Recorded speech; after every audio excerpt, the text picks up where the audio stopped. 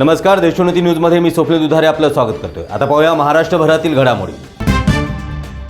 लोकसभा निवडणुकीच्या पहिल्या टप्प्यासाठी दाखल झालेल्या अर्जाची छाननी आज होणार आहे। उमेदवारी अर्ज दाखल करण्याचा शेवटच्या दिवसापर्यंत रामटेकमध्ये 51, नागपूरमध्ये 62, भंडारा गोंदियामध्ये 49, गडचिरोली चिमूरमध्ये 19 आणि चंद्रपूरमध्ये 48 उमेदवारी अर्ज दाखल झाले आहेत। लोकसभा निवडणुकीच्या दुसऱ्या टप्प्यासाठी 4 एप्रिलपर्यंत उमेदवारी अर्ज दाखल करता येणार आहेत। दुसऱ्या टप्प्यात 26 एप्रिल रोजी महाराष्ट्रातील 8 जागांसह 88 जागांवरती मतदान होणार आहे।